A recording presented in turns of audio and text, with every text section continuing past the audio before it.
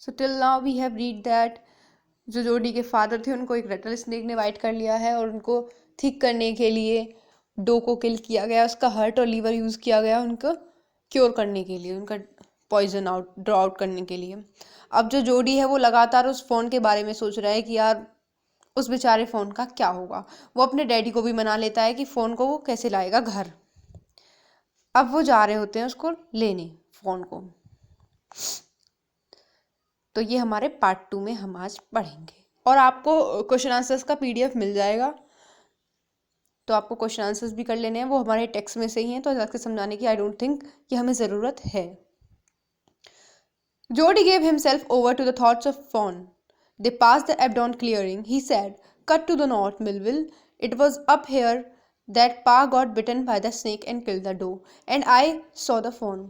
तो जोडी उससे बोलता है मिलविल, अब जो जोडी है उसकी जो बार बार उसके बारे में सोच रहा है वो नहीं सोच रहा, तो उसने उससे कहा है कि मिलविल से, जो पर्सन हॉर्स राइड कर रहा है, कि चलो नॉर्थ को कट कर लो क्योंकि हमारे पापा को यहीं स्नेक ने काटा था और हमने उस डो को यहीं पे मारा था। And I saw the phone, और यहीं पे मैंने फोन को भी देखा था। Suddenly Jody was unwilling to have Millwheel with him. If the fawn was dead और could not be found he could not have his disappointment seen. तो सडनली जोडी के माइंड में थॉट आता है कि यार मेरे को ये नहीं ले जाना साथ में मिलविल को, क्योंकि अगर क्या पता फ़ोन मर गया हो, क्या पता उसे ना मिले, तो वो जो उसका डिसअपॉइंटमेंट है, जो उसकी निराशा है, वो नहीं चाहता कि मिलविल भी उसको देखे। Then what happened next? And if the phone was there, the meeting would be so lovely and so secret that he could not endure to share it. और बोलता है अगर वहाँ पे फ़ोन हुआ तो जो मीटिंग है वो इतनी अच्छी होगी, इतनी सीक्रेट और लवली होगी कि वो किसी और को उस सीक्रेट से को शेयर नहीं कर सकता किसी और के साथ। He said, "It is not far now, but the scrub is very thick for a horse. I can make it on foot." बोलता है कि अब ठीक है, अब बहुत दूर नहीं है तो मैं चला जाऊंगा। और जो स्क्रब होता है बेटा, वेजिटेशन वहाँ की, मतलब पेड़ पौधे जो वहाँ पे उग रहे थे वो बहुत ज़्यादा हैं, और क्योंकि हॉर्स उन पे नहीं चल पाएगा वहाँ, तो मैं अपना पैदल चल के वहाँ चला जाता हूँ। But I am afraid to leave you boy, suppose you have got lost और got bitten by the snake too. तो वो बोलता है मिलविल, पर बॉय मुझे डर लग रहा है, मैं तुम्हें कैसे छोड़ सकता हूँ। सपोज करो अगर तुम्हें स्नेक ने बाइट कर लिया या फिर तुम कहीं खो गए तो वो बोलता है कि नहीं, I'll take care. It might take me long to find the phone. If he's wandered, leave me off right here. तो बोलता है कि नहीं, हो सकता है कि मुझे बहुत ज़्यादा टाइम लगे यहाँ फ़ोन को ढूंढने में, तो मुझे यहाँ तुम छोड़ दो, तुम चले जाओ फिर। All right, but you take it easy now. You know, north is here and east. बोलता है कि पर तुम ना ध्यान से रहना यहाँ पे, चलो ठीक है, कंफर्टेबली रहना, और तुम्हें पता है ना ये नॉर्थ है और ईस्ट की तरह तुम्हें पता है, देयर वहाँ the tall pine makes a bearing. तो बियरिंग से मतलब है एक कंपास की तरह एक्ट करेगा। कंपास क्या होता है बेटा?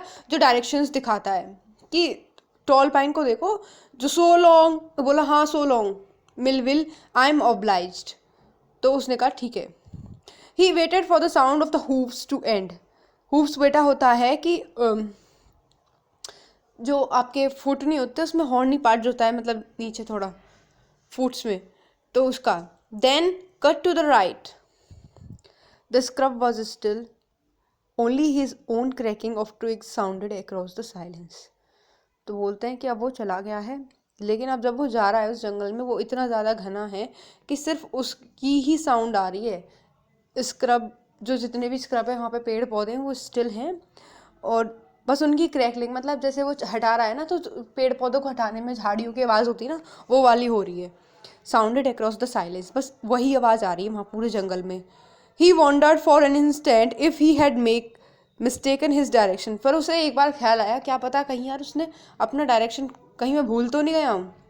Then a buzzard rose in front of him. फिर एक बजार्ड होता है बेटा, ग्रुप ऑफ बर्ड्स जो कि ये फ्लैश वगैरह खाते हैं, मतलब एक टाइप की बर्ड है बजार्ड। तो वो वहाँ पे उनका एक ग्रुप आता है, and flapped in the air. तो होता है फ्लैप्ड, मतलब उसके आगे से होके जाती है बिल्कुल। ही केम इन टू क्लियरिंग अंडर द ये क्या है अंदर साइड में, रुक जाओ एक minute. He came into the clearing under the oak. Buzzards sat in a circle around the carcass of the doe. तो ये बोलता है कि एक क्लियरिंग में आ जाता है, ओक ट्री होता है वहाँ पे जहाँ पे एक बाजार इकट्ठी हो रही होती हैं और एकदम सर्कल में वो वहाँ पे जाता है. मतलब उन्होंने उसको घेर रखा है. सरकास को बोलते हैं बेटा कारकास. कारकास होता है कि मतलब किसी का फ्लैश पड़ा हो, जो फ्लैश होता है उस बॉडी का, डो मरी पड़ी थी ना वहाँ पे उसका. And then they turn their heads on their long scrawny neck. Scrawny होती है बेटा बहुत अनअट्रैक्टिव सी, बहुत पतली सी नेक, मतलब जैसे हड्डी हड्डी बची हो उस पर. एंड हिस्ड एट हिम, मतलब इन्होंने वो लंबी लंबी अपनी जो गर्दन करके उस पर हिस्ट करे, मतलब उसको खा रहे थे बार बार. He threw his bow at them, तो वो उस पर एक बो होता है मतलब लकड़ी का टुकड़ा फेंक के मारता है उन पे. And they flu into the adjacent tree, और वो पास के ही ट्री पे जाके बैठ जाती हैं. The sand sold cat prints but the big cat killed fresh. They had the doe to the carrion birds. बोलता है ऐसा लग रहा है मानो कि जैसे किसी बड़ी कैट ने मार दिया हो वहाँ पे हमारी डो को, और उसका जो फ्लैश है वो फ्लैश बर्ड्स के लिए छोड़ दिया है यहाँ पे. He parted the grass at the place. He parted the grass at the place where he had seen the fawn.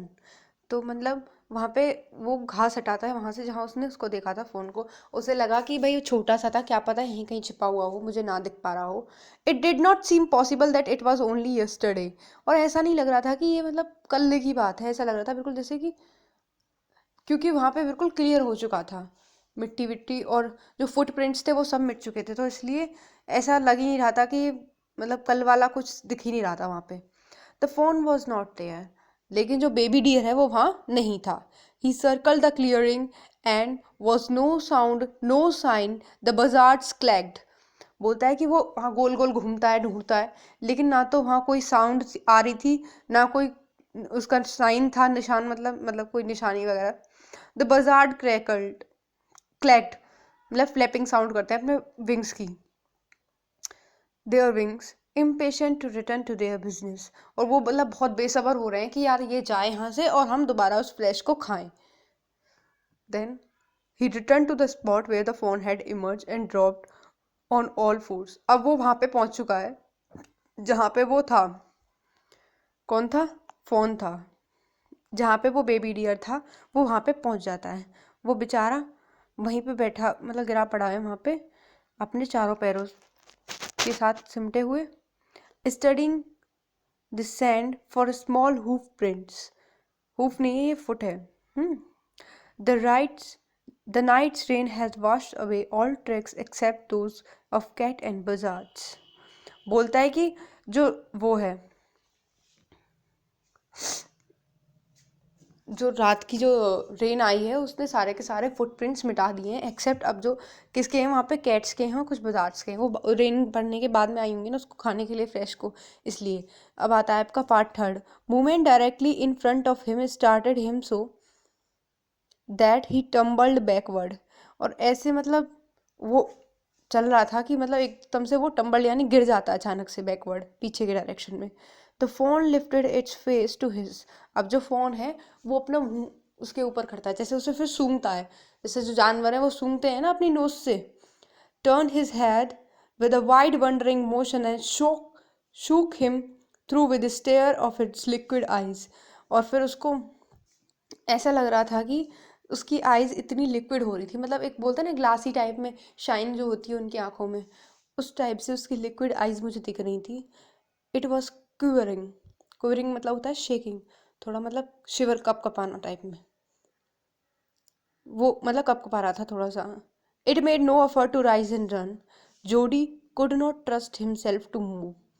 तो लेकिन फिर जोडी ने कोई एफर्ट नहीं किया, ना वहाँ से उठा और ना वहाँ से भागा, क्योंकि उसे लगा कहीं वो डर ना जाए फ़ोन और भाग ना जाए. तो फिर वो विस्पर्ड, मतलब धीरे से बोलता है, इट्स मी, ये मैं हूँ. The fawn lifted its nose and scenting him. फिर फोन से सूंघ रहा है दोबारा. He reached out one hand and laid it to the soft neck.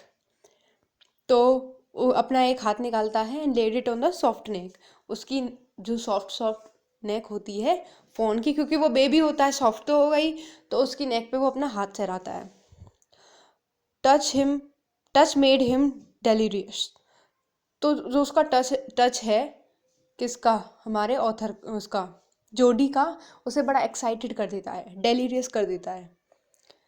He moved forward on all fours until he was close beside, फिर वो उसके पास आता है अपने चारों, मतलब ऑल फोर से मतलब चारों पैरों से चल के। Fawn, he put his arm to its body, और वो जोडी अपनी आर्म्स जो है उसकी बॉडी पे रखता है। A light convulsion passed over it but it didn't stir, convulsion होता है मतलब उसके अंदर थोड़ा सा कंपन था, थोड़ा कप कपा रहा था, लेकिन वो वहाँ से थोड़ा भी नहीं हिला। So next we will, after that we will read from next page number tomorrow.